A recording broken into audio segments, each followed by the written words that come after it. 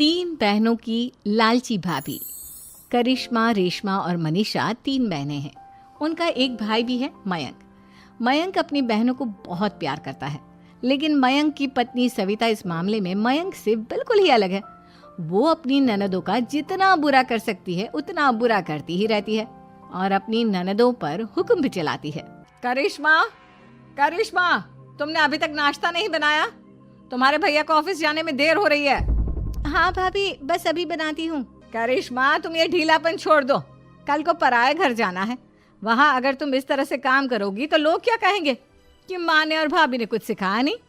और तुम्हारी दोनों बहनें कहाँ हैं? अब रेशमा मार्केट गई है और मनीषा सो रही है। क्या?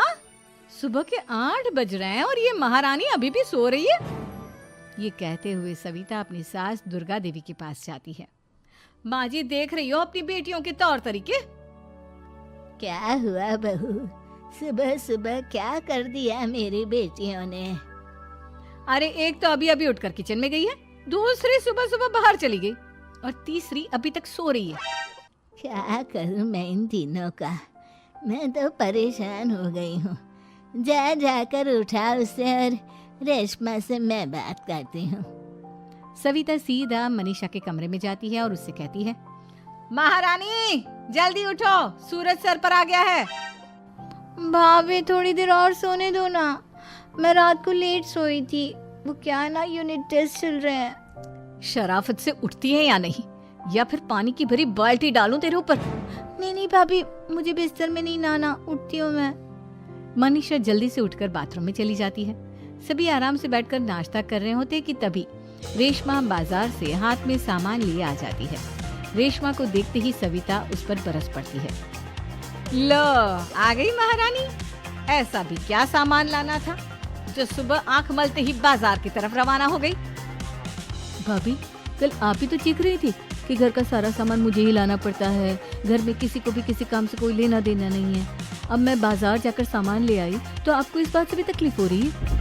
देख रही हो माँ जी, अपनी बेटी की जुबान कैंची से भी तेज चलती है। और मयंक, आप तो कुछ कहेंगे नहीं अपनी लाडली बहन को? रेशमा, अपनी भाभी से ऐसे बात नहीं करते। चलो माफी मांगो। भैया, मैं क्यों माफी मांगू? आप भाभी से बोलिए ना कि हम पर कम हुक्म चलाया करे। हम इस घर की बेटियां हैं और आपकी पत्नी की ननद है, नौकरानी नहीं। लो कर लो बात। इनकी भलाई के लिए कुछ भी बोलो तो इन्हें बुरा लग जाता है। इस घर में यही इज्जत है मेरी। देख लो माँ जी, आपकी बेटी किस लहजे में मुझसे बात कर रही है। सविता वहाँ से चली जाती है। मयंक को बहुत गुस्सा आता है, वो भी वहाँ से चला जाता है।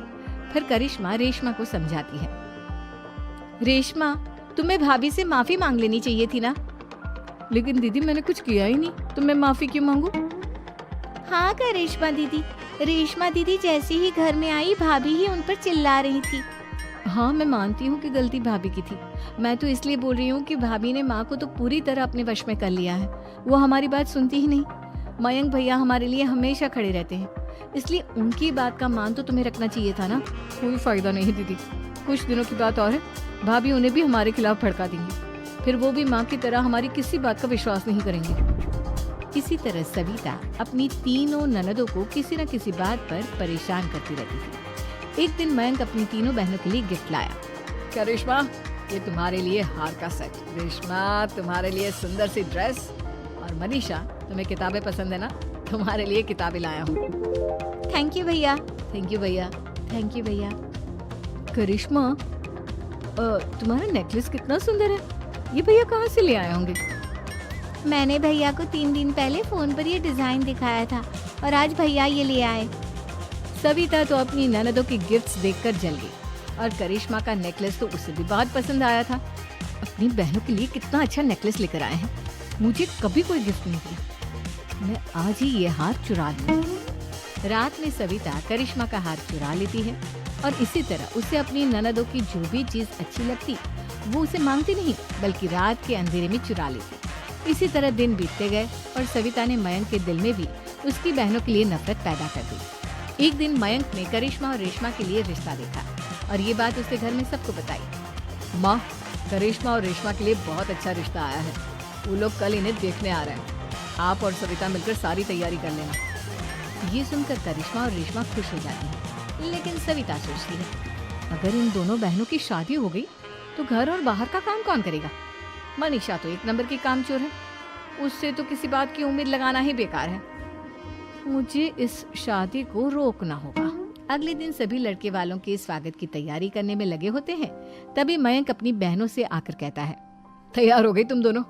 देखो दोनों लड़के बहुत अच्छे हैं, मैं कोई कसर नहीं छोड़ना चाहता, इसलिए तुम उनके सामने अच्छे से बिहेव करना और अपनी भाभी से लड़ने मत लग जाना। करिश्मा, तुम वो नेकलेस पहन लो ना जो मैं तुम्हारे लिए लाया था। भैया मैं बहुत देर से वो नेकलेस ढूंढ रही हूँ, लेकिन मुझे मिल ही नहीं रहा।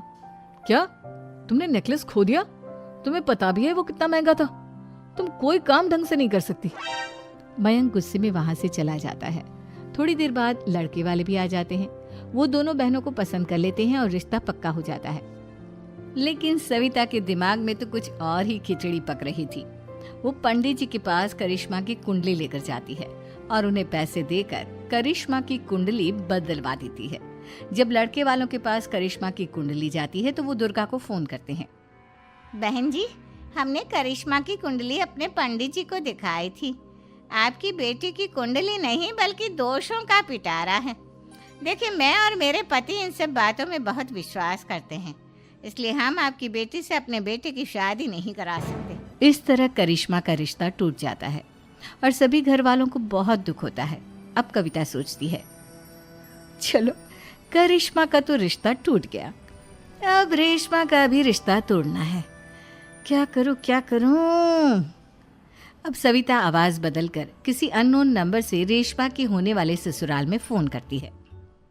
हेलो, मैं कौन हूँ कौन नहीं ये आपके लिए जानना जरूरी नहीं। बस इतना सुन लो कि रेशमा का 2 साल से किसी के साथ अफेयर चल रहा है। बस रेशमा का रिश्ता तोड़वाने के लिए सविता का इतना कहना काफी था। अब रेशमा का भी रिश्ता टूट गया। मयंक और दुर्गा देवी ने रेशमा को खूब खरी खोटी सुनाई और उससे बार बार उस लड़के के बारे में पूछने लगी। आप दोनों मुझे क्यों परेशान कर रहे हो? अरे कोई लड़का होगा मेरी लाइफ में तो मैं बताऊंगी ना, जब कोई है ही नहीं तो कहाँ से लाऊं मैं कोई लड़का?